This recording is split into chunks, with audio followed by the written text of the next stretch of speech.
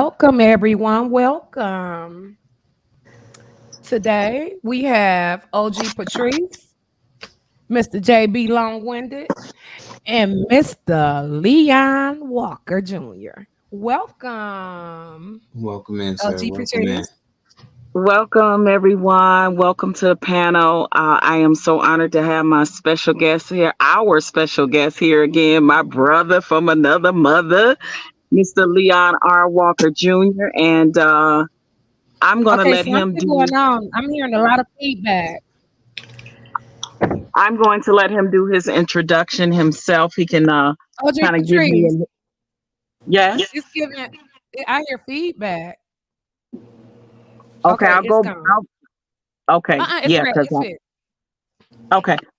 Yeah, so I'll let him do his introduction because if I do it, it's like 4 pages long, so he can kind of condense it down and give you a little history on himself and how he come to the realization of being someone that suffers with NPD and what's his journey has been like, and actually what his goal is now in what he's doing by providing.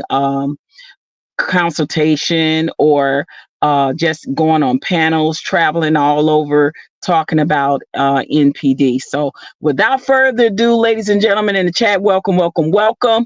Please welcome our special guest, Leon R. Walker Jr.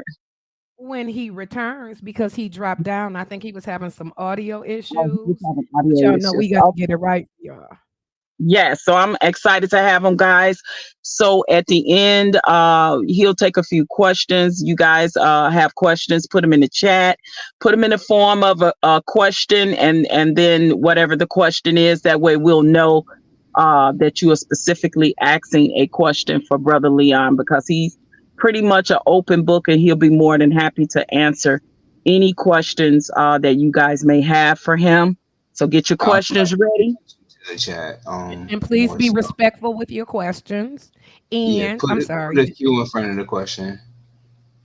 Yeah, absolutely. And like I said, he's pretty much an open book. But yes, please be respectful to our guests, and just be ready for him to be absolutely candid with his conversation. He is openly diagnosed with having NPD. So again, without further ado, my brother from another mother, Leon R. Walker Jr. How y'all doing? Yeah, I Welcome, was. Mr. Hey, Walker.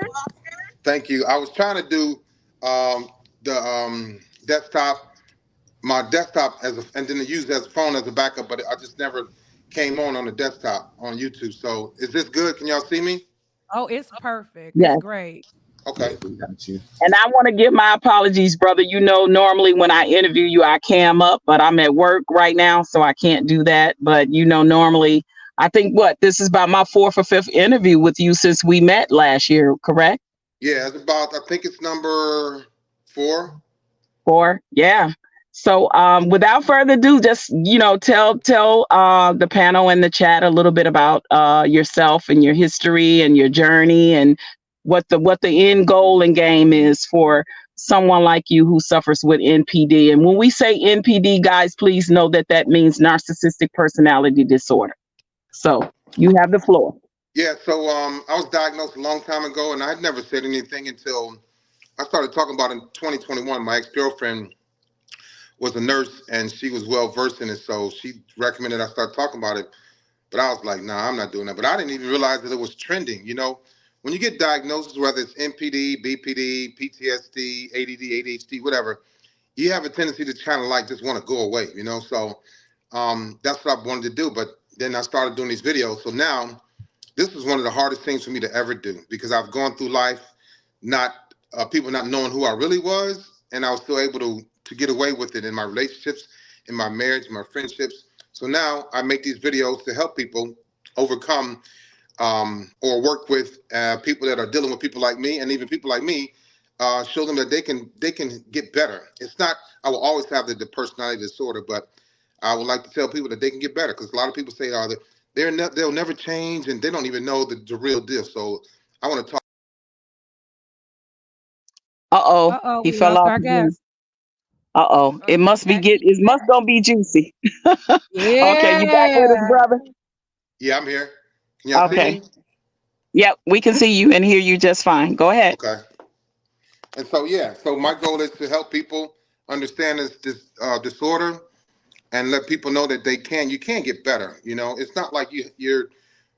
I will always have the disorder, but you don't have to always be a disorderly, dysfunctional type of person. Well So, said. in your humble opinion, even though you know that you'll always have the disorder, in your humble opinion, do you think that you can do things in your life and with therapy and things of that nature to kind of change some of those things that you've done in the past and the mindset that you have? Because at the end of the day, it is a choice, correct? Yeah. Only am I able to do this through therapy. In therapy, you get clarity, you gain awareness, and you get that constructive criticism that most narcissistic people, if not all, can't deal with. And it was hard for me to deal with it in therapy. I walked out of therapy a couple of times. It didn't go back. Thankfully, the military holds us accountable. When we are sent to therapy, when we have to go to anger management classes, when you're involved with domestic violence, you are held accountable. In civilian world, where I think the narcissistic traits or people being diagnosed with narcissistic personality disorder, I think that, and I said this last year, that the numbers will start to go up if people are willing to get diagnosed and work on themselves. The ones that are younger, and when I say younger, I'm talking the age 25 to 45 are very dangerous because they're in an age bracket where they are very impressionable. They can be easily impressed. They are Mm. controlling and domineering. They have a lot of addictions to alcohol, sex, porn, weed, Mm. pills, those things that will make you want to continue to be with different women, or if you're a woman, different men. And so, yeah, that's Shit. you can manage it, but it's tough. It's very tough, very tough. Shit. I think you just first. Let me say this. Thank you for your service. You're welcome. And Thank you. and you're describing my son to be honest, It's a with the lot. different. Yeah, that kind of thing. Like he's never, and I couldn't understand him, but it seems like as if you're bringing clarity to it. Yeah, and so that's why I talk so freely, and I'm very frank about what I say and what I speak about because I know who I am and I know how I acted. And so I know others that act like me and why they act the way that they act. I know these things. It's not hard for me to identify, although I'm not a psychotherapist or a psychiatrist, and those are the two people that can diagnose people with NPD. I know who I am and I know all the traits. So I see it in other people. So, I know some people, some younger people that are 20, 23, 24, 25 that could possibly be diagnosed if they go and get it. Yeah, Mm. and we're looking at the numbers are growing. I think right now, astounding at a higher rate of around 70%. And unfortunately, the men are dominating in the numbers with being diagnosed mostly. But there are definitely some women that suffer from it as well. And I think that there are similarities between the male and female counterpart, but I think there are also some differences a little bit, but pretty much the disorder themselves. Let's go through and walk through uh, the thing that created that monster called narcissistic personality disorder. When we're talking about environment, when we're talking about trauma, and when we're talking about just things that genetically can also happen too. So, can you kind of walk us through a little bit of your life story with how that monster of narcissistic personality disorder came to be for Leon? Right. So the opposite of one way that can be it develop is when the parents kind of like overindulge in a child. I was the opposite of that. After age 11, my parents were underindulging, specifically my mother. And this is not to point the finger at my mother. My mother was a hell of a woman until my parents got divorced. But before my parents got divorced, I had already developed a means of adapting to being abused and neglected and trauma. I peed in the bed from kindergarten to the seventh grade. My teeth stick out now because I sucked my thumb, as a pacifier, and I didn't know that wetting the bed was a symptom of being abused. I had no idea until I was 48. And so Mm. I become a very abusive man, verbally abusive and mentally abusive. So not just women, but everybody. And it made me feel good. I was molested at age 5. I was molested at age 8. I was molested at age 10, between 10 and 12. And I never told Damn. anybody. So I became this type of extroverted, introverted, narcissistic little kid. Didn't know that. I'm not saying that I was a narcissist as an 11-year-old kid. No, I had the traits that will ultimately become part of my life and lifestyle as I got older. And it was like a thing that happened naturally, daily, weekly, monthly, and annually. And so when my parents got divorced, I lost the desire to have a family. I lost the desire to want kids and get married. I lost the desire to be faithful to any woman. I was only faithful to Leon, and that's why sometimes I talk in third person, because it feels good to detach from me to when I'm explaining to you all Leon, and so I can detach and understand who I'm talking about and get you all to understand who I'm talking about by detaching and going into third person. And so being in third person also helped me with not feeling the not feeling like I was wrong or wronging anybody else, not wanting to take accountability or be responsible for what Leon did. So when you all say, women say, men don't take accountability, they're not responsible. It was easy for me to detach from the feeling and emotion of taking accountability. And then when women were aware of who I was, I would lie. And so I would lie in their face because it felt good to lie in their face and then have them stay and still like me because they were deeply attracted to me for whatever reason. And so it became a game. It's a game to narcissistic people because they know what they're doing when they do it. They know. People think, oh, they just don't know what they're doing. If I can get up and smoke a cigarette, and I don't smoke anymore. If I can get up and buy weed, I don't smoke weed. If I can drive under the influence, I can drive a car, I can drink liquor. If I can be verbally abusive, how do I not know what I'm doing? And the women that are in love with men like me will say, well, maybe I'll give him a chance. Then you wind up being abused. Mm. Yeah, Mm. absolutely. And again, it also works for the female. You know, it works for the female counterpart as well as the man. So it's those are some of the similarities. But I think women tend to use their sexuality more as an advantage, especially if they were, like you said, molested or essayed or something like that in their lifetime. The way they view that is kind of warped for them, right? So let's talk about some of the terminologies dealing with a person that suffers with NPD, starting with whether they in a relationship with a male, female, same sex, it doesn't matter, a friendship, any kind of situationship, there's always the love bombing phase. So let's talk about that. Oh yeah. So the love bombing phase is so what we have to understand is that love bombing is not to make you feel good. Love bombing is to make you feel good about me making you feel good. Love bombing is for me to show you what I can do for you. Love bombing is for me, love bombing was practicing on every woman that I love bombed. It wasn't like I was like doing anything to keep you. I was doing things to get you, but I wasn't into longevity in relationships at all. At all. And so love bombing is something that I did to, and most narcissistic, if not all narcissistic people will do to make you feel important about what I just did to or for you.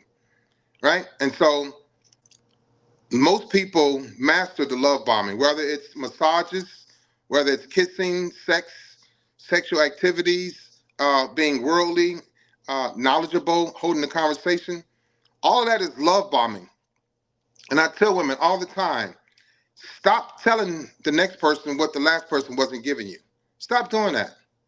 And so when you do that, narcissistic people, without a shadow of a doubt and without even hesitating, become that person that you've been needing and desiring for months or years. And then when they give that to you, they're going to give it to you unlike any other. And then you're going to become addicted through the love bombing sexually. So sexual acts and being sensual and amorous is a love bombing tactic, which gets people, especially women, locked into emotions and feelings. Absolutely. And then what would you say once that the person with NPD has that person, they've love bombed them, they've mirrored everything that they desired, they mirrored everything that they didn't get from the last relationship, whether it's male or female, and now you're stepping in that place. Usually, how long would it take before the real you shows up, that where that mask comes off? So here's the thing that people don't understand about the mask falling off. I was a hellified love bomber, and I'm not bragging on it, but I'm telling y'all. And this is something we don't talk about. This is a really good question. I couldn't care less if my mask fell off or not. My mask fell off often because after about a month of love bombing you, I'm going to master and know everything about you. Absolutely everything, because you became my project. You became my little toy. And I don't mean that in a disrespectful way, but it is disrespectful. And so when I love bombed you, my mask falling off didn't bother me at all. Let me tell you something about narcissistic people. I didn't have any fears of consequences.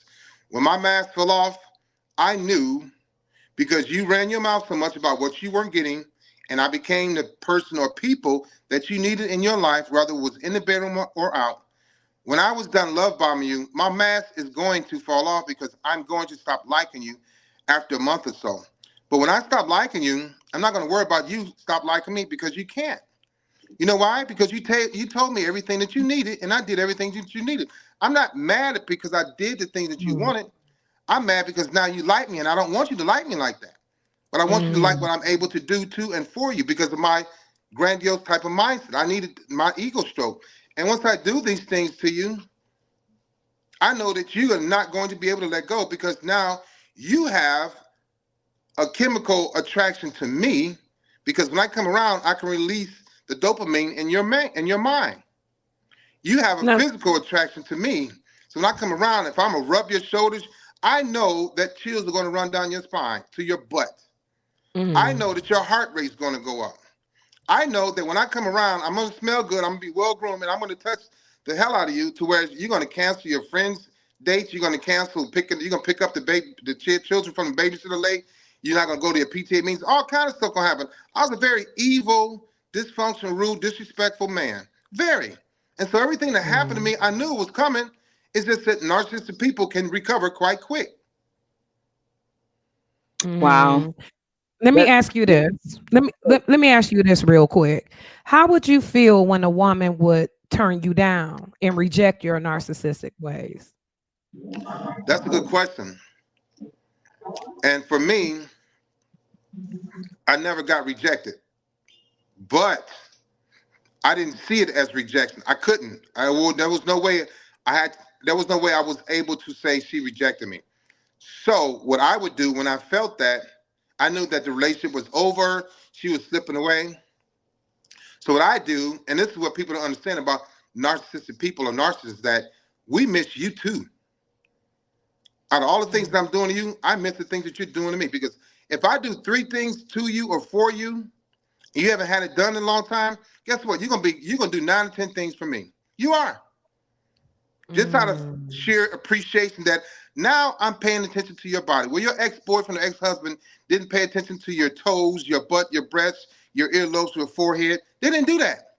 And then if I come in and kiss you on your forehead, I know that you're gonna feel that all down your face. And so when I felt the rejection, when I felt like I was too much for her and she told me that, Lan, I can't do this anymore. I knew that it was only a matter of time before she comes back to me. So narcissists don't think that you're going to reject them and it's going to last forever. And I would wait women out. I would. If the ones that got away from me, that started going to church or getting therapy or talking to their uncle or the priest or the first lady, I'm like, okay, you will be back. Because in my mm, mind, everything I did to you, you hadn't been done to you in years, and there is absolutely no way that you can go sleepless at night, or you can sleep at night without me next to you. As we've been doing this for months, and all of a sudden now it's too much for me, Leon. I'm like, okay. So when I come back, I'm gonna be even more. And then that's when I got real evil. Realized she tried to reject me, and now it's gonna be funny to me because I'm gonna reject her. It was just, Mm. I did that often. I did it a lot, man. I'm telling you. Yeah. So Like I, in that was the I ways question. want. like holding back sex and that kind of thing. You would like hold back sex and that Oh sort of yeah, thing. yeah. Because if I start doing the things that you haven't had done to you, and when I did the things that she wanted to do, I would watch her facial expressions, her body language. And so now I know that you're just trying to stay away from me because your mother said, don't mess with Leon, he's too much. Or the church, the first lady said, girl, you better leave Leon alone. Or the pastor said, hey, Leon, we told you, come to church. And so now I was never physically violent to women. I was verbally abusive and mentally abusive. And then when she got help, I didn't like when she got help from other people. But I Mm. knew that it's only a matter of time, so I had to be patient. Two things, I was very patient, and I could replace women very quick. So I was never starving or needing for women, but I was a very needy man because I wanted the supply. Everybody talks Mm. about supply, but they don't even know. They just toss the word around, haphazardly. But supply could be porn. Supply could be popping pills. Supply could be somebody stroking my ego. It could be many things. So I was always Right. fulfilling myself. And people say, well, how did you do this for so long? Because I get the motivation out of something that I want from somebody and I'm going to get it. And I know that it's going to stroke my ego to know that I can get something from her, knowing that she's not really into me or that she will eventually be into me. And I had a way of manipulating her mind. So I thought, and it worked. Wow. Did you That. did, Go ahead. Go ahead. did you ever bump into a crazy woman? Oh, yeah. I Or had, or another narc. yeah, yeah, yeah. Right. I've dated, I had one woman tried to stab me to death. She came to my job. I was 25 and my narcissism was through the roof. One woman got me in her car and tried to drive us both into the lake. I dated five other women that had a lot of the traits that I had, and if I could diagnose them, yes, they would be. But what I noticed in those women that were just like me, they all had issues with their mother, Mm. and so Mm. Mm. yeah, they were tough women. They weren't really emotional. They're very sexual. They're very, very, very, very sexual women. They're very, very good Yeah. looking women. And so I would mistreat them on purpose so that they didn't have the chance or the desire to hurt me. I hurt them so much to where if they did hurt a guy, which they did, the guy would hopefully recover, but they wouldn't hurt me like they hurt him. I didn't give them the chance to because I knew who I was, but they didn't know who I was, speaking from a narcissistic point of view. But they all had the traits that I had. So I wasn't going to lose to somebody like me at all. But I knew So it that was. I knew that dating somebody like me was going to be a matter of time before it ended. But I had to end it first. Yes. Yeah, so it was basically pretty much a train wreck waiting to happen. Now let's talk about the discard, right? So if you, because narcissistic people always want to be the one to break up with you first or discard the friendship or whatever first, right? Mhm. So Have to even be. if they have the right, I have the opportunity to go back. But if the other person discarded you first, a lot of times that's that hits you differently. Being narcissistic, you may get a narcissistic injury from that. Let's talk about that and normally what the outcomes of that is when you are the one that gets discarded and now you have that narcissistic injury. Oh, so yeah, yeah. Oh, that's gonna get really, really bad. It can. I would tell you this: if you discard a narcissist first, you had better keep it that way. Don't check on them. Don't call. Don't think Mm. about them. Try not to. Don't hope and wish. Don't wonder if they're getting better. If you discard a narcissist first, you better keep it that way, because it's like we talked about earlier when the woman was like, "Okay, I'm getting help. Leon, I can't do this anymore," and then she turned around and let me come back in. I've done that Mm. over and over and over again. Actually, the rejection part. Actually, the rejection part happened a couple of times, but then when I came back and they took me back, I'm going to hurt you worse than you hurt me. So now that I can leave knowing that I hurt you, I have a permanent trophy. And so when you discard the narcissistic person first, you have to make sure you stay with that. You can't You can't, oh, well, it's been a year. Let me try. Leon's got better. No, they don't get better. They get worse. And then Yep. you may think that they're gone and forgot about you. They're waiting for you to come back so they can stick that venom all Mangle in your your ass. veins. Sounds Right. about right. Can I ask you a question? Because I want to piggyback on I guess the feelings and empathy part, because the audience had a question. Hmm. They wanted to know, because they're how can you trust a narcissist that says that they're recovering? Like, do you ever develop a sense of empathy really truly, and like to what level do you develop that empathy, if Right. at all? That's a good question. So what happens with me is that, and I had to be taught, because as a kid, my empathy was gone. It's like empathy means I understand how you feel. I don't feel that way. I understand how you feel. I felt the same way before. With me, I understand how you feel. Too bad. Get over it. That's gonna come out of my mouth straight up. And so, yeah, it was like I was all so. Narcissistic people have anger issues. They have deep, Yes. deep anger issues. I was always angry. I was always aggressive, and I enjoyed hurting people. I Mm. Mm, did. I didn't cry at funerals. I saw people get shot, hurt, and I'm like, yeah, yeah, whatever. But to answer your question, in therapy, I had to find out why I was so angry, because it was because of my childhood. Psychiatrists and psychotherapists will tell you it stems from the childhood. What happened to your childhood, Leon? Well, my uncles touched my 10-year-old penis for 2 years. My cousins molested me. My babysitter took my virginity. I started having sex at 8 years old. My brother was showing me porn. So grown people supposed to like me just F me up. And I was angry. You know how long I carried the anger for 40 years. wow. Yeah. So I Mm. became addicted to like laughing when people cried, not going to funerals, looking like, man, I'm the only one here not crying. I didn't feel anything. And that's a good Oh. question. I love that question, because it's like I didn't I didn't feel anything because I kept myself away from feeling. Right. I understand empathy. I have to understand empathy in order to understand how to manipulate your empathy.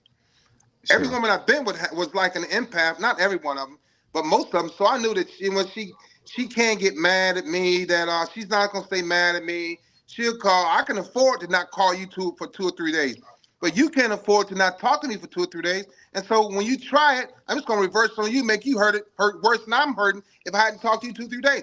I got off on knowing that you're hurting, so I didn't have any hurt or pain from not talking to you. If that makes Um. Right. sense. So my empathy was like, it's your fault. What you get from me is what you deserve. So now instead of having empathy, I'm very vindictive.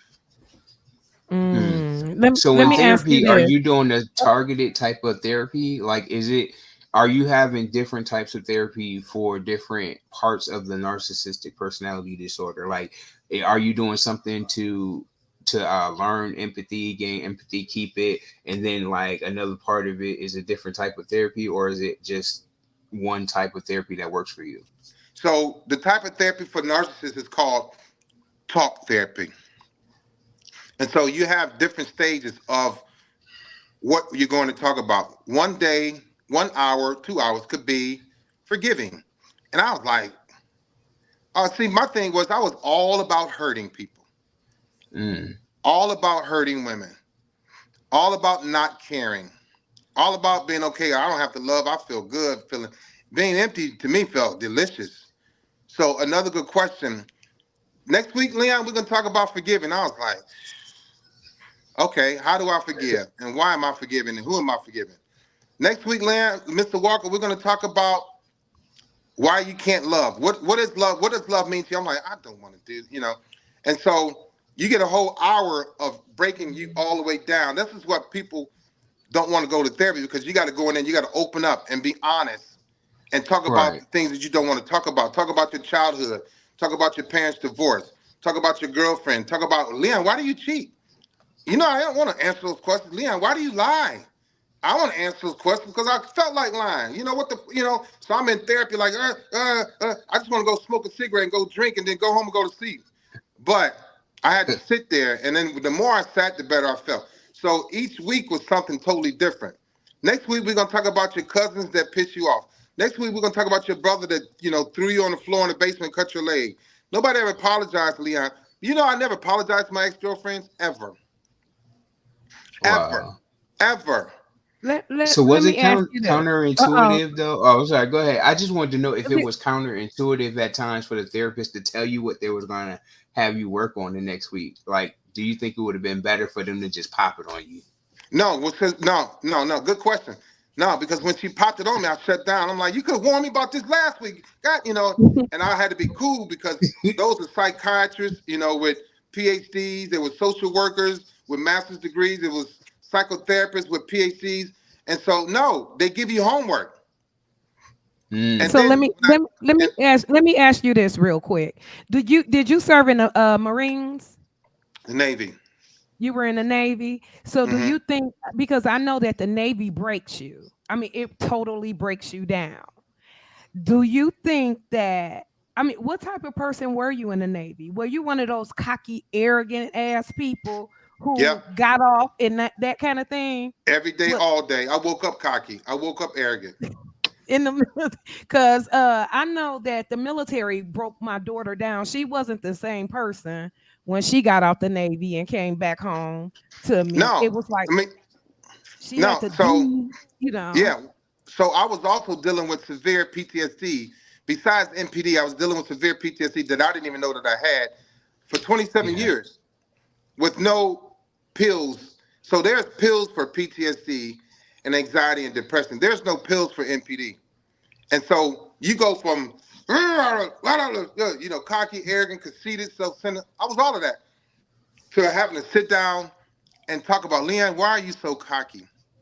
And my therapist told me, and my anger can be so bad I can like bite my own finger off. It can get that bad, but Oh I no. haven't. I got on my fingers. So she told me, she said, you don't have to be the big bad man in here. Don't come here with that toughness. I was like, little bitty white lady. I'm almost a lady. Listen, little lady.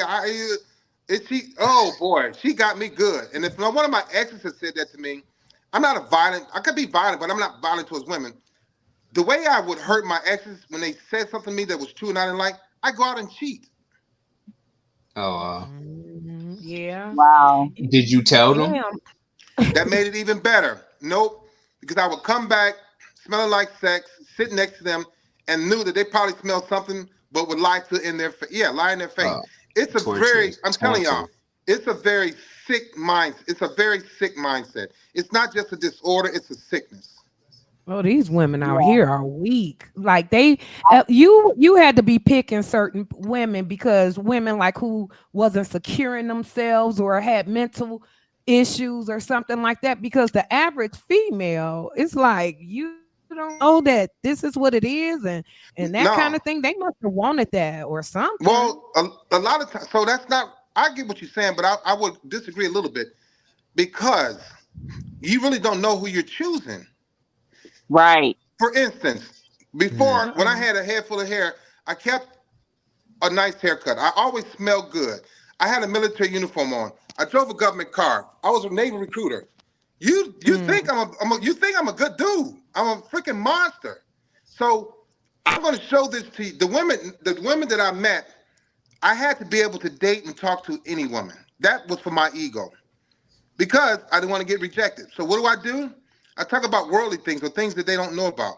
I talk about the Navy. They Mm. talk about my uniform. What's on this? What's on that? What does this mean? What does that mean?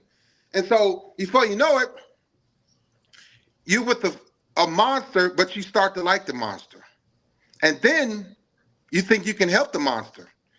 So I I'm willing to bet that you had dated guys that you felt like you can help, but then they turn out to be a monster. But you already slept with them, you already dated them, right or wrong. Hell Facts. yeah. Yeah. That's So fact. so I show up. Dang, Listen, y'all check it answer out. I quickly. show up. I got a great credit score. I got my own car. I got my own apartment. I got my own benefits. And your mother likes me. Are you really gonna reject me? You're not. That was What actually one of the level were you? comments Because that I know it's levels. I know it's levels to it. What level were you? What do you mean? Because looking at a video, they were saying that it's levels to it. I mean, how did you feel about kids? Did you feel this way towards your, if you, I'm sorry, if you have kids, Yeah, what yeah. type of parent, okay, what type of parent was you? Did you exude those behavior towards them? Did Yeah. you? So the Mm, levels to it, you know, there's types: overt, covert, antagonistical, communal, Malignant, grandiose, malignant. right? Malignant, Mhm. right? that's Jazz. And so with me and children, I'm gonna tell you something. This is gonna y'all probably know this already though. Narcissistic people, if they want to keep a woman and they don't want anybody else to have her, but they don't want to have her, they'll agree with the pregnancy. Not agreeing with being a father, agree with the Mm, pregnancy. And then you have her for the rest of your life. Because women will hold on to try to make a man better, even though he's narcissistic, he has BPD, borderline personality disorder, whatever he has, women will try and hold on to that man to fix him, to love him right. It's inherent for you all to nurture people to better health. It is. And so mm, I wasn't ready to be a father. I wasn't ready to be a husband. There was times where I was jealous of how my kids like their mother more than they like me. I did a video about that. I started buying my kids instead of loving them. I didn't know how to mm, love my kids. I didn't I didn't know what love was. My father never told me he loved me, and I can't remember if my mother ever told me. They showed us. We had food, the bills were paid, but when my parents got divorced, love. I told women. I told them this. I said, if you tell me you love me, I'm going to leave you. Oh, Leon, you ain't gonna do that. I do love you though. Okay, then I would act a total ASS. I would. And so with my mm. kids, we have a decent relationship now, and I hope that it gets better. But I was very verbally abusive to my children. I was loud. I spanked them hard. I was absent. So yeah, the levels to it as far as narcissism when it affects the kids, I didn't care. A lot of times, narcissistic men will hurt the mother of the kids through the kids. Or vice I versa Mhm. love if your the Yeah. woman truth. is a narcissist. And I want to talk about the gaslighting in relationships and how does that work? Because narcissists do that in all relationships, friendships. They do it with their children and things of that nature. Can you talk about that? Yeah. So gaslighting is to make you doubt yourself. That's what it is. I would when they gaslight you, a lot of times it's mixed in with a lie. You may know that you what you know about me, but I'm gonna make you not know what you think you know about me by denying it. And I'm gonna do it and I'm gonna take it to my grave till you go. You will talk to your girlfriends about the situation. You will talk to your mother, the Pope, the priest, the pastor, trying to get clarity because girl, Leon said this and I know I could have sworn he did. And you go talk to everybody trying to get clarity. The more people you talk to, the more it's gonna become funnier to me, the more I'm gonna hold on to my lie. Gaslighting is nothing more than a situation or a tactic to make you doubt yourself, and it's a lie in your face. And I would never. I guess gaslit my ex-wife for 12 years. She would Whew. Mhm. always say, "You've been smoking cigarettes." I come home, I'm like, "Nah." Let me. She smelled my hand. I would lie to her face, knowing she smelled smoke. She's like, yeah. What I'm like, well, whatever. You believe what you want to believe. I told you no. My answer was no. And this is one thing where I don't smoke anything. I don't smoke cigars, cigarettes, or weed. But she knew because when I was smoking a lot of cigarettes, my mouth would turn purple. But I would lie to her anyway because I, I like lying to her. I love Narcissistic your people, truth. Your truth. You just so freaking real. But yeah, go Yeah, ahead. I'm you know, narcissistic sorry. people. Yeah, it's big. narcissistic people tend to be habitual liars and gaslighters. They make you doubt your own reality. Literally, like he Yeah. said, in your face. That's They part of will the stand in game. your face, know they've been caught red-handed, and still lie to you. You know what people mess up when a narcissistic person gaslights you. You know where y'all mess up at? Where? Y'all go right back to things normal. You do. Yeah. You go talk to your friends, your people, talk about me, and then guess what? 11 o'clock at night, you want to cuddle. You want me behind you so you can smell my breath, so I can rub all your body, and you like, yeah, he gassed at me again. We go back to normal. Wow. And so I knew Nah, that that me. if I gaslight you and lie to you, and we go eat soup or something, we go get some rib tips. I listen. I'm a very over the top, overbearing, outgoing, very social dude, very social. And that's one thing people see me being a grandiose, overt narcissist. You're gonna see me coming. I can't hide none of this. Somebody asks. I Somebody know asks You you would be, somebody something or like that you would be a too. good sister. preacher. Yeah. For real. You would be a good preacher. You would. Ooh, I mean, because you're gonna keep it real. You got the I truth. am. You can spread the word. I mean, all of that. I think that that's your calling, or something like that, because you're so real.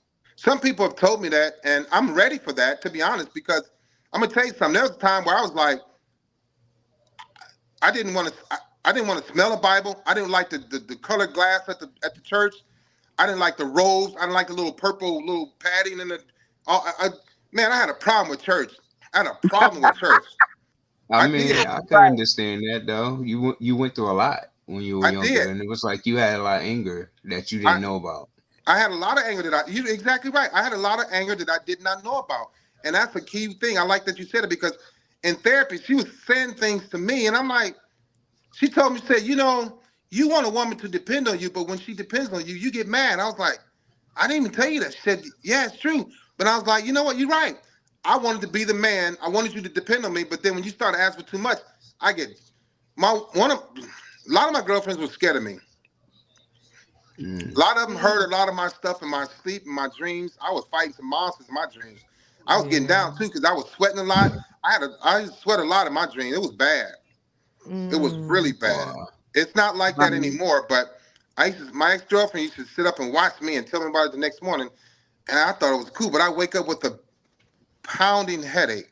Even now, because of my severe PTSD, I can't sleep alone with the lights out. I will never do it. And once I start dating and get married, she'll be there. The lights can go out. But now I sleep. I have to sleep with the light on in the house. I can't sleep in the dark. Leon, let's talk about in any relationship that you're in with someone that suffers from NPD, and when they do the blame shifting in the relationships because they don't want to be held accountable for their actions. So they will find some kind of way, shape, or form to blame shift and put it back on you. Yeah. So narcissistic people do not like to be wrong. Being wrong is like a death sentence. Mm-hmm. It's not only the blame shifting, but it's the gaslighting, it's the lying, it's the mental abuse, it's the verbal abuse. But the blame shifting really hurt me because I didn't want to be wrong. I was perfect. I could do everything. I know everything. And when I didn't know something, or if I was around somebody and I couldn't be a part of the, Oh, he got cut Uh-oh, off. he dropped off Damn. again. Just He got to come. oh, there we go.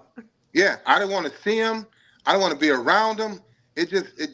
Ooh, I'm telling you, having NPD is like, man, it's like when you're doing well, which I always did well, but I always knew that I wasn't well. I knew it. I knew. So I'm going to do things constantly. When you see people with NPD, they're always doing something. They're always around people. They're the center of attention. Always running their doggone mouth. Always, like now, I just finished a book, an Damn. autobiography. And Pat, I'll make sure you get one. But I just finished the Okay. book. And at the same Mhm. time, look, Silent treatment. What was it called? Wow. Look at What's the that. name of your book? uh, Silent truth. Seven Loveless You got Traits. several. That's the Yeah. Oh, last one, okay. but I just finished another one. So that's the thing I just showed you. I'm still doing things. I'm creating things. I'm developing things. I'm writing books. My brain won't let me stop because I feel like if I stop, I feel like I'm no one. All right. I don't Wow. know what it's That's like to deep. sit down and enjoy like I do now because I'm talking to y'all, Leon, prior to therapy. Okay, Right. Right. but I still Mm-hmm. have this grandiose, overt mindset of I have to do something. I have to get some new rims. I got to get my windshield fixed. I got to vacuum the car. I got to write another book. I got to develop these patches for the Navy. I got to do this. I understand now that I don't have to be that person and still enjoy life, or my girlfriend at the time, whoever she is, will can still enjoy me. So were This you is a more great driven to question. make it actualize it, or were you more self-aggrandizing? Like, were you making up stuff, or did you actually make it happen? Like, I got to get the rims, or do you tell people, "Oh, I got a Mercedes"? You No, talk to I them on had the to. phone. Yeah, I had to make it happen. It was self-aggrandizing. What's the word? Aggrandizing. Self-aggrandizing. It was that for sure. But I also had to have the proof for me. Got you. Because I knew starting something, it was always, when I did something, it was always about everybody else and how they're going to see me. Right. This is a Right? great And question so right here. What? I'm sorry. Go ahead. Finish. you good, go ahead, I'm listening. It says, "What is the one thing that will hurt a narcissist to his core?" When you move on and do better. Yep. Yep. Absolutely. And here's the thing. Absolutely. Damn. Yeah, I'm gonna tell you something. Take it from me. I'm a 58-year-old narcissist. When one of my exes would move on and do better, I hated whoever she was with. Could set him on fire and watch him cry and burn, and would like to see it. I hated my exes moving on and doing better because I had to be the one to allow them to move on, or if they move on, it was because I pushed them away and they couldn't replace me. So when you move on and you do better, do not go back and check on him or her. They're going to see it. They're going to find it. They're going to hoover. They're going to stalk you. Let them see that and let them wallow in that pain. And that's one of the reasons why my second, third girlfriend, whoever, in 1991, she moved on and she dated another guy and I lost my mind. I did a video about it. Stalking. I stalked her. Wow. Yeah. Yeah, because there is real as fuck.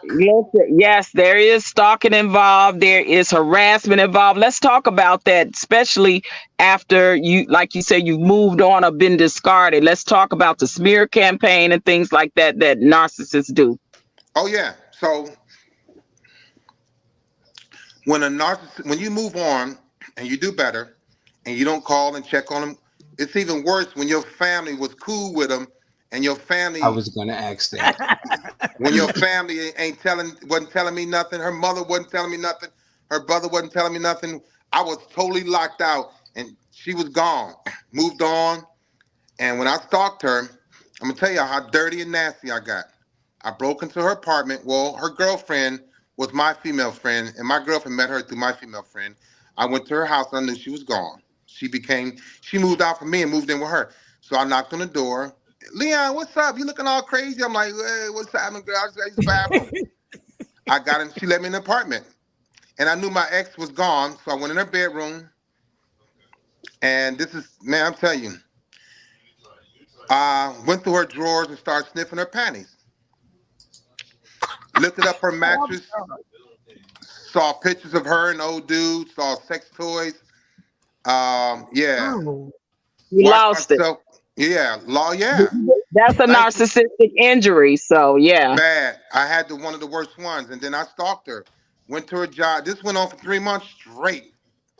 I stopped taking baths. I stopped brushing my teeth. I stopped getting a haircut. This was in 1991. I was 25, 26 years old. I went to her job, got arrested. They escorted me out. I went back to her job with some flowers and a ring. I was gone. Asked her to marry me at her job. She showed me a new boyfriend. I could have. Oh wow. Yeah, I could have bit a hole in her cheek. Wow. I seen somebody do that, and that's not cute. I'm sorry, it's not funny. No, but it's true. shit. Y'all can laugh. that's I'm cool with crazy. it. Yeah, Okay. I'm telling you. That little white lady told me to get out, and the police escorted me out. I was a mid-level leader in the Navy. I had been in 12 years, but I told her one morning I didn't like her, I didn't love her, and we were deploying. So I went overseas and I had a bunch of sex with Japanese women. And then I called back on our way back 3 months later, and she had a boyfriend. She answered the phone at 5 o'clock in the morning, and I went dark. That was it. Because I had never. Let me tell you something. If a narcissistic person has never been left by somebody, and it happens, they're going to go dark. They're going to go dark. They are, because that's an injury, and people talk about it, but don't play with it. You got to protect yourself. I didn't stalk her to hurt her. I wanted answers, but. Yeah, I bought a wedding ring, and then I'm gonna tell you something. I got real dirty, and after I left her alone for a few months, she made the mistake of coming back. Oh, wow. We got back together. I cheated on her even more. I slept with other girls in her car. I asked her to marry me. She said yes, and I called it off and transferred to Cleveland. Oh wow. Wow. So I tell Got her women, back, broke her all the way back down again. So mhm, Mm. this is the telltale from that, right? Is that when you take a narcissist back, they literally get you back just to break you down to hurt you Just even to more. dump you and to break they you get up. you back to get you back. Yep, And Man. absolutely. I did. So Let me tell you something. do your exes have to cut off your relationships with their relationship with your family as well? Like, does it have to be a total break? Like, You how do you have to. handle that You have relationship to. with your family? Yeah, you have Yeah. to cut off the family. You have to. It's a must because there's still a Yep. possible connection. Because listen, I'm gonna tell you something. I'm the type of dude. Everybody in your family gonna like me, and so when we break up, maybe one of your cousins gonna give me some info. Your brother, your aunt, somebody. I was Mm. always able to get information from my exes when we broke up. Even though I was the one that discarded them, I still check on them and be like, "Yeah, Leon, Damn. oh boy, yeah." I'm telling you, That sounds yeah, like Leon, oh somebody boy, I nothing know. like you, man. He don't come over here, man. He don't play dominoes. He don't smoke cigarettes. We don't like him. I'm like, yeah, I like that. Yeah. Mhm. But could she be close to your family though? Like, when you're in a relationship, do you have like jealousy issues if she's close to like your mother or your father or somebody in Yeah, your that's family? that's a good question. That's gonna always happen because my mother and father, whoever liked her, are gonna always ask about her. But I was so detached from being emotional with people with women that when my family asked about her, um, I just told them, yeah, I didn't like her no more. And I would bring another girl by, and they'd be like, Jesus Christ, Oh wow. Yeah. And so that either y'all gonna be quiet, I'm gonna ask her to be quiet, or I'm gonna show y'all that I'm done. So here's Lisa now, get used to her, you know, or not.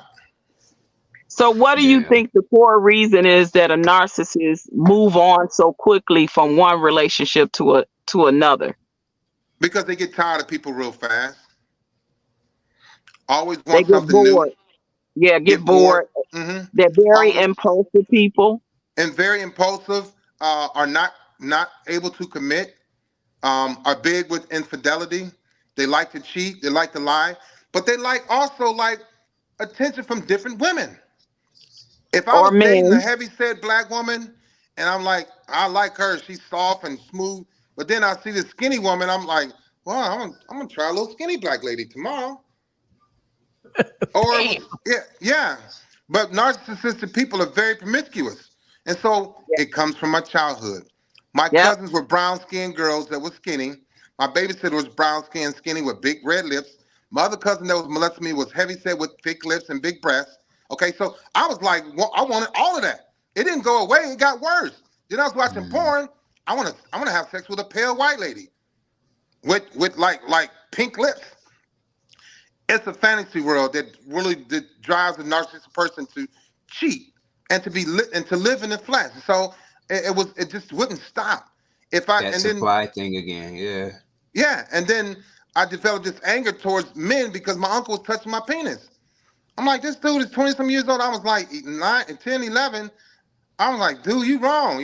So I wanted to shoot him. I wanted to kill him. So I developed the ability to hurt people and not feel anything about hurting them because I had set up the whole thing to shoot my uncle and kill him. But somebody did kill him. Oh, wow. Damn. Wow. Yeah. And And so when that happened, did you feel anything for him then?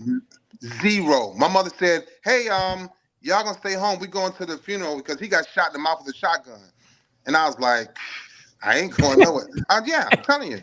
Damn. Yeah. And so I developed that sense of detaching from people being hurt, killed, maimed, injured.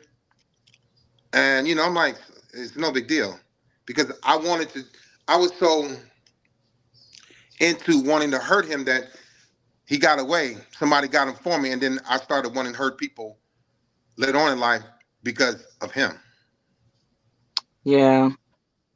Wow. Okay. Did anybody else have any questions on the panel before we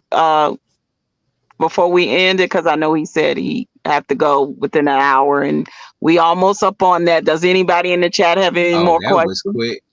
I think, let me see. I think I was writing the questions down. Okay. Uh Oh, they were asking if narcissists have like go-to lies that they did, and like if you got called out, why is it that y'all act like nothing happened and y'all don't know what's going on? Do you go to a whole new set of lies? Or how did that work? Yeah, well, a lot of times the gas line comes up, and then they're gonna blame you for something that you did a long time ago, to blame shift to get it up off of me. I always did that. Yeah, because you can't sit. I can't. I wasn't able to let you sit there and tell me I was wrong and point at me, and you knew I was wrong, and I knew that you knew that I was wrong, but I'm not gonna give you that ability. I'm not gonna give you that strength over me. Just rather you call me a liar and I tell myself that I'm not lying, although I know that I'm lying, as opposed to letting you tell me the truth about me. I couldn't do that. I could not, could not do that. And so I'm a Why? gaslight. I'm a blame shift. I'm gonna bring up things that happened in the past that we didn't talk about it. Well, you didn't say that when I caught you with old boy looking at your butt and you smiling. So why don't we talk about that? Yeah, I always did that. Well, Oh, talk a little bit more. Why do narcissistic people do the smear campaigns against a person? Why does that happen? Where they make up lies, they do awful nasty things, they say awful nasty things, they do the triangulation, triangulate other people in to get them, pet them against you. They got flying monkeys, the handlers, the enablers. Why do narcissistic people do that? So what happens is,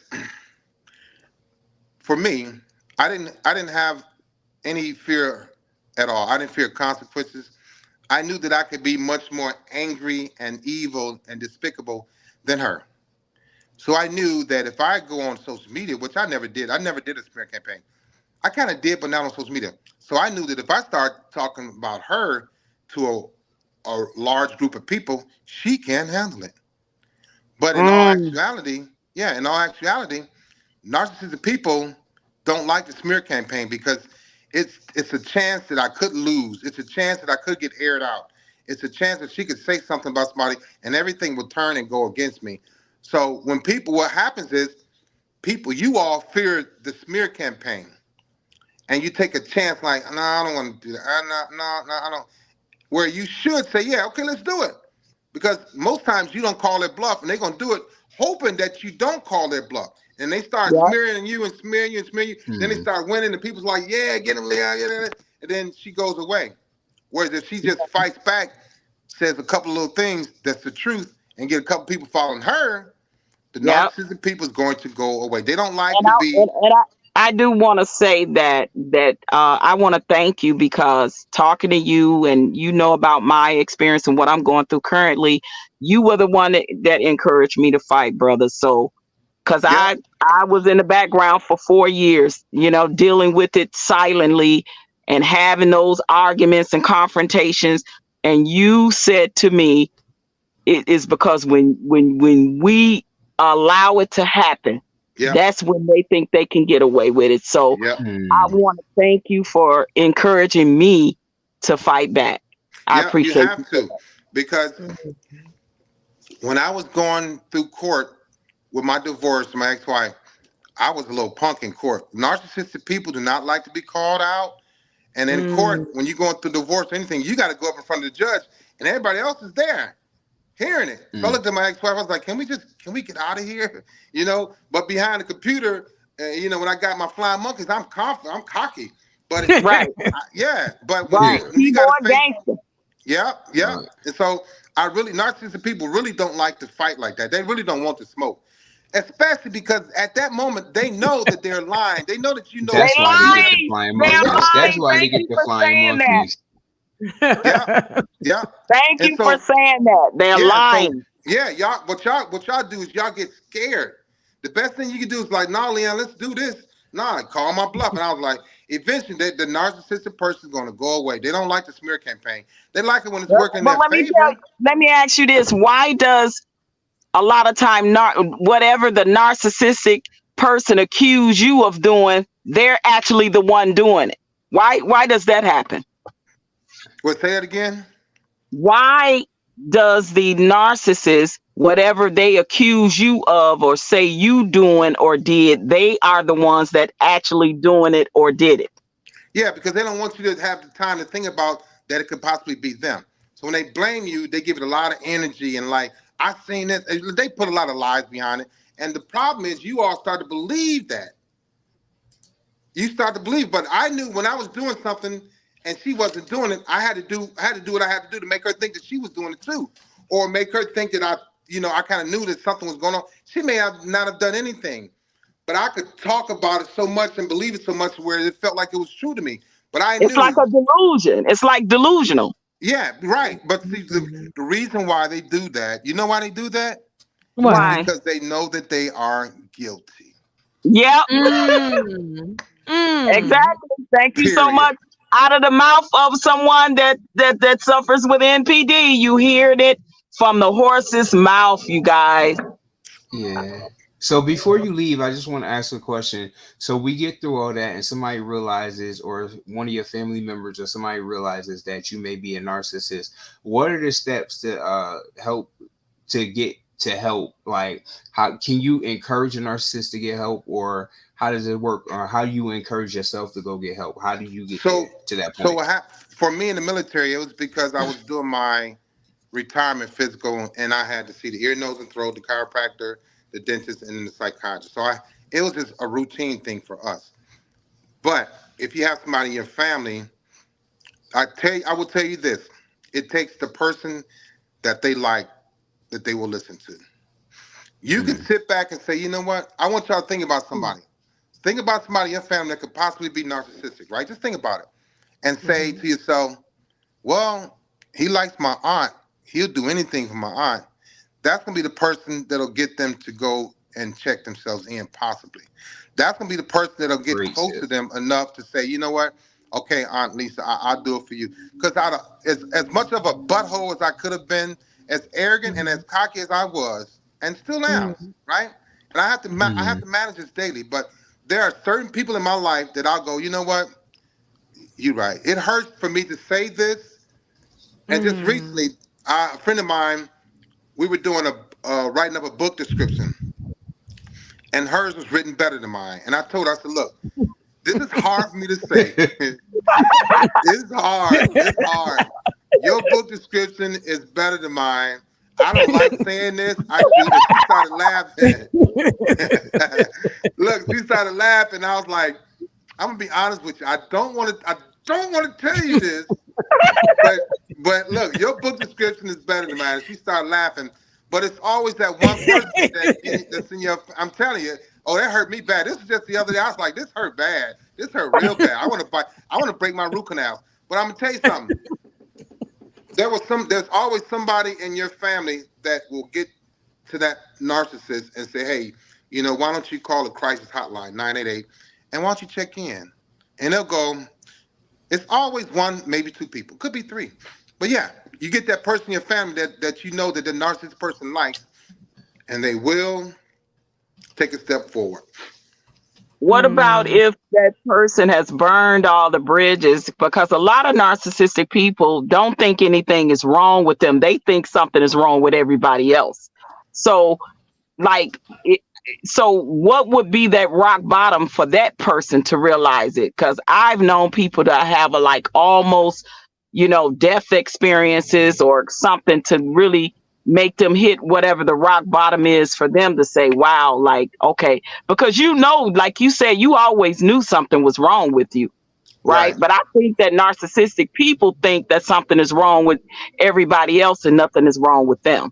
Oh yeah, I'm not going to admit to nobody. I wouldn't admit to nobody I had problems. I showed up to work looking at people like going off on people talking nasty, but successful as hell. I'm like, yeah, whatever. You got blah blah blah. But it takes that rock bottom, and then my rock bottom was I was about to retire. I had a heart attack. I was going through a divorce. My mother died. It was just a lot. It was a lot. And then I wanted Damn. to face the truth. I wanted to feel like uh, I wanted to see what else that I could do to be better. I was just tired. I was 40 years old, and I was still a WHORE, and I wasn't being a good example. So there's times and things that came to me that say, you need to work on this, man, because I was still letting people down when I felt like thinking about who I could possibly be hurting. Most times I didn't care though, to be honest. Because a lot Mm. of narcissistic people, unfortunately, if they don't be blessed enough like you to get the help that they need, they normally grow old and die alone. That's normally what happens because they literally run everybody away. So I'm gonna just ask this final question. I'll let them ask the final question, and then we'll let you close it out and everything, Brother Leon. But I thank you so much. But I want to ask in closing if in any because we unfortunately we live in a world where we always gonna come across somebody that suffers with something, NPD or not, whether it's in the workplace, your family, friends, relationships, or things like that. But if it gets too toxic, if it gets too much, what would be your advice for that person that it's ran its course and now it's too much now? For who? The narcissist person or the family members or The the person that's being abused by the narcissist. oh yeah, then they're gonna have to stop it because the narcissist is not going to stop it. There was a time where I was dating 4 women at one time and didn't want to let none of them go. That's how sick I was. So you, the woman, or if it's a man dating a woman like me, you have to take your life in your own hands. You have Thank Mm. to you. stop. You have to get help. You have to get there because you're literally dying on the inside, trying to hold on and hope that I get better. Ain't nothing wrong with me. You knew I was like this when I met you. When you met me, I would tell women that. You knew I was. You knew something was wrong with me when you met me. So I mean, I don't know why you tripping. Yeah, you have to stop. They're not. They're not going to stop. And let's talk about someone that has been in a narcissistic relationship ongoing, because there is a such thing as suffering from narcissistic abuse, right? That's a real thing. Yeah, it's a real thing. You know, people start to stuttering. Your menstrual cycle may be off. Your blood pressure goes up. You got migraines. Your eyes are burning. Your eyes are red. You got rings around your eyes. You're losing hair. Oh yeah, your eating habits will change. You drink a lot of alcohol. It's yeah. It's narcissistic abuse. It's real. Absolutely. Thank you, my brother. Any one of y'all got a final question before we let them close out? I have a final statement. I want to Go ahead. say you you're the realest guest that I've had on my platform. Thank you. And yeah, and you're so transparent. I thank you so much for hitting my panel. I am honored because your And we got to truth get is them just back. And we got to everything. get them back. Yeah, Yeah. you know, I'll come back. Patricia can all. She got my number. And Patricia, give you can get Kimmie my number. Anybody on this panel, you can get my number to. If they want, if they got to start, if they'll start another panel, hit me up. I'll help y'all. I talk about this stuff Oh, because I'm telling you, I probably 40 years I never talk about this. I'm Yeah. 58. I'm 58 years old, so I knew in my 20s, so that's 30 some years. But I'm not going to stop talking about it. People call me names. It doesn't bother me because my ex girlfriend, who's very close to God, started me to doing these videos. So I know it's the right thing to do. So when people call me names and you ain't shit, you're demonic, you're a demon, you're evil. I hate you, Leon. You need to go away. You know you suck. I'm like, yeah, whatever, dude. Get in line. It don't bother me no more. It don't. And you're not yeah. that person no more. And you know, I told you that, brother. Like, Yeah, I yeah, literally seen your growth and your change. And now, unfortunately, I told you that your spirit aggravates their demons now that they're dealing with. You're Mm, not yeah, that person that's anymore. the word.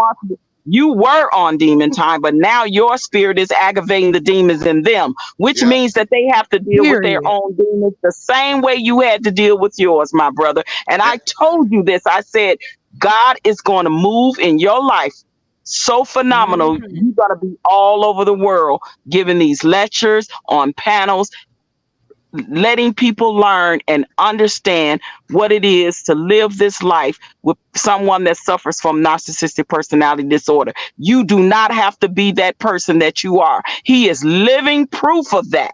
yeah. That's It's right. a choice. It's a It, choice because, like he said, he was aware of everything that he was doing to people. yeah, yeah. Yeah. I was They well said aware. they said, "Can you ask this guy? Can he help Jag?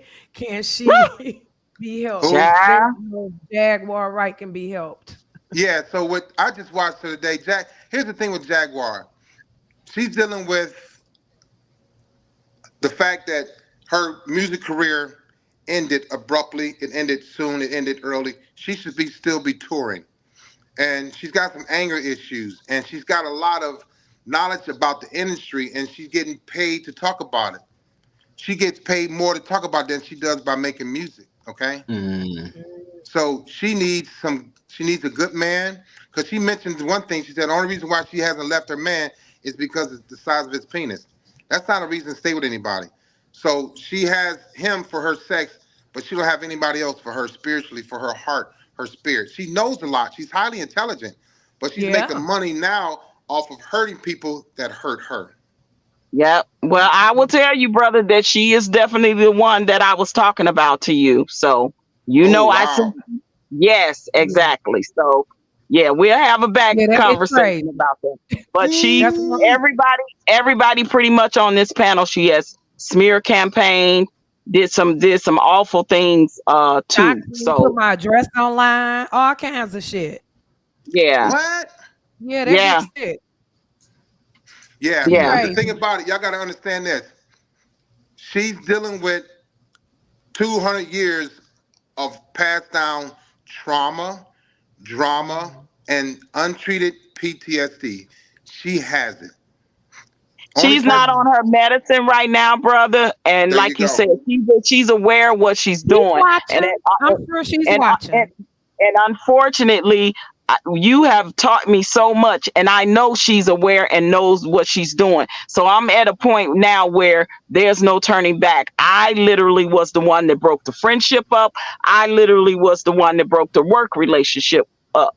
And the smear campaign started. It started for Kimmie up there above you, as well as anybody that was attached to us that she had a personal relationship with. Unfortunately, we're Yeah, all and going so through that with her. people like that, what happens is they feed off of negative. They literally feed off of negativity. They suck your blood, and then when they go do a smear campaign on these big platforms, people get scared. But what happens is when you start fighting them people back like that, they're gonna keep fighting. They're gonna keep fighting, Hmm. but they'll slowly but surely go away because now she's getting a lot of attention from negativity. If she starts talking about positive things, she'll lose her luster. Yeah. Mm.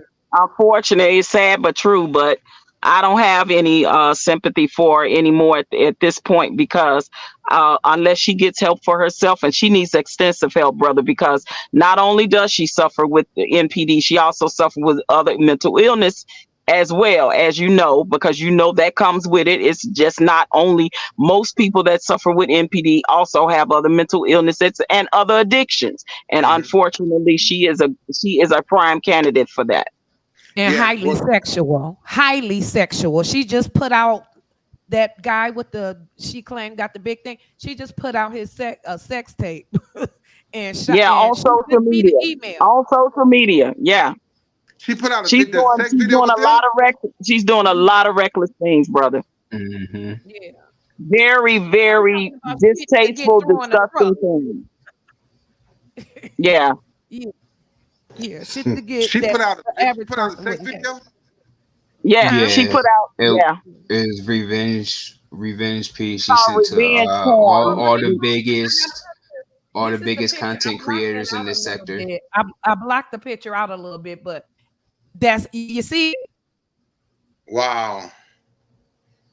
Yeah, Is that on? Where's that on YouTube?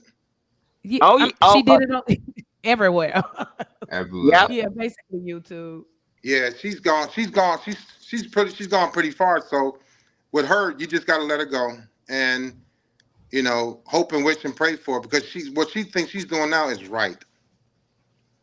Oh yeah, you Yeah, can't tell her in her mind that she's not wrong. Everybody else is wrong and she's right.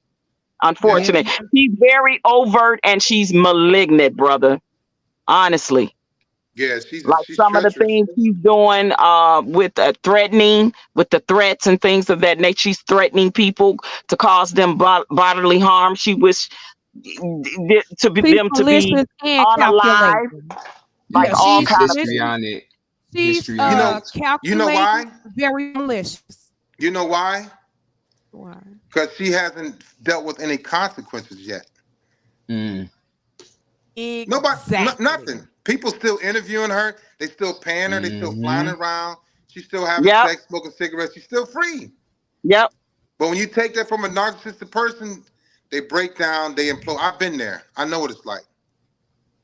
I've been there. So when there aren't any consequences, they don't think that they're doing anything wrong. Yeah, she does go in and out of jail. Yeah, she does. She's in and out of the system, unfortunately, but it's not enough to sit her It's down not for a long enough. while. She needs to be set down 30 for a days. while. You get 72 hours in jail. You get 30. That ain't nothing. That's Yep. what all that does is it builds her ego. It just strokes her ego, makes her tougher. Street cred is built up. Oh, she did 30 days. She back out. Yeah. Mm-hmm. Yeah. Yeah, Yeah. that bitch still be acting. Yeah, she need to be set down for a while, honestly, and back on her meds. But unfortunately, until the law sees that, I mean, she's out on bail right now. She has court dates coming up, and we'll see. I mean, it's unfortunate, but it's true. She is a detriment to herself and others.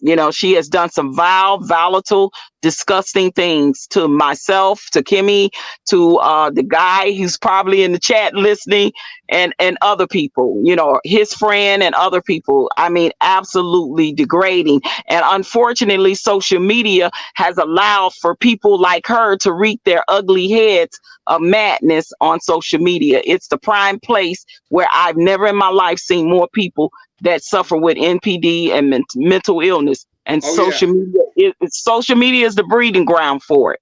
It is big time. So with her, this is success to her. This is the only success she has. So yep. Yeah. And she got her flying monkeys and other enablers and handlers, over there rah-rahing her on, Because she sounds so compelling. When I listen to her, she's very compelling. I'm like, okay. But then I'm like, I can't listen to this because I know what's coming out of her mouth. It's something putting somebody down, and they pay her $3,500 for an interview and fly everywhere and free food. She ain't getting that. No, brother. That bitch ain't getting that. That's a broke bum. She ain't making no money, bro. Don't think that she doing a lot of stuff for free. She is not making money.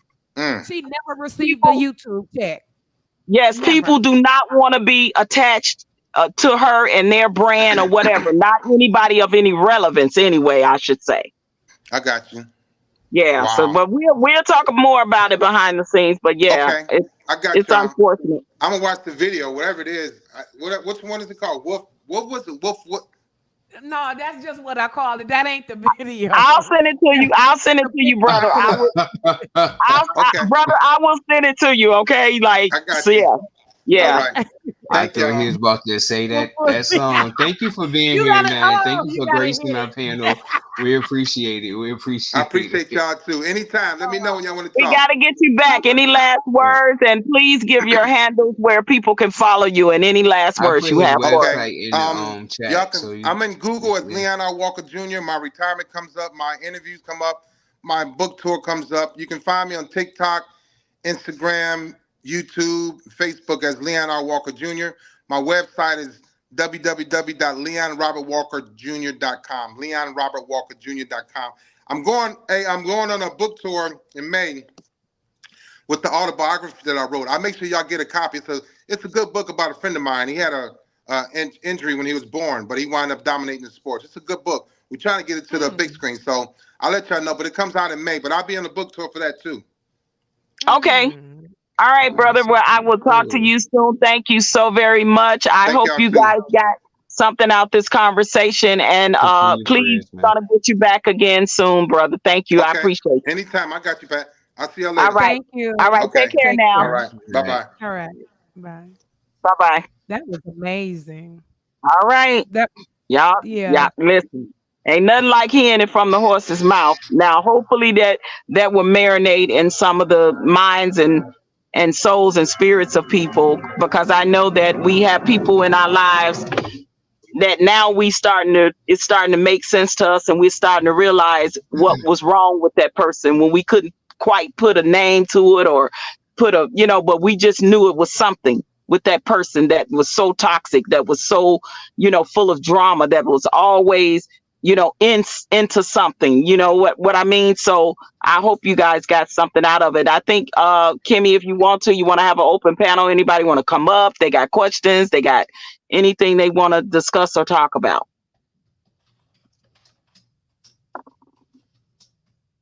And I tried to get to y'all guys' questions, everybody's questions, and I kind of compounded some of the questions as well, and I kind of use natural transitions and pivots to like fit them in there. But I put the website in there, so you can hit them up or whatever, and they'll try to get them back if y'all want that. All right, so y'all can come back in, have those conversations. We're not Absolutely. gonna and we're not gonna be too long tonight, you guys. But I will see you guys Thursday. Let me remember. Tomorrow. Yeah, Tomorrow, Yeah, yeah. tomorrow is the singing competition, right? singing Yeah. competition Ooh, sorry. starting at Let me take 7, those and there down. has been 2 prizes added. There's a third prize for $20 Amazon gift card, and then there's a fourth prize for a $10 Cash App. Um, so yeah, y'all get y'all folks in them. Tomorrow at 7. Yep. So Get ready for your singing chops. Put your best singing chops on. Get ready, y'all. okay, so I hope everybody hit that like and share this video because it's extremely Absolutely. informative. Oh yeah, absolutely share this one.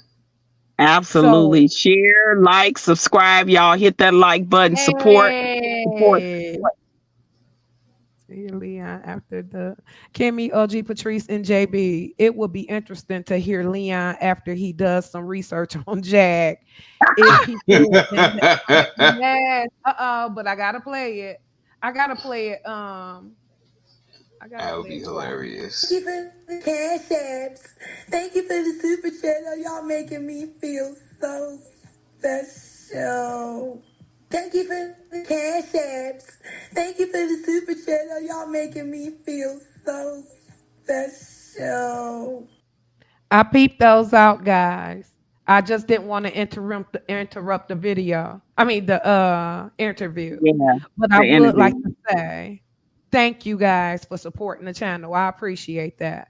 Remember, the more y'all support, the more they hate us. No, I'm just playing. But I shouldn't have said that. But Right, they're that was gonna it. take a That, thank you soundbite. for I want to say thank you, OG Patrice, for bringing him, having him to come up on the panel and getting that together. You did your Yeah, thing.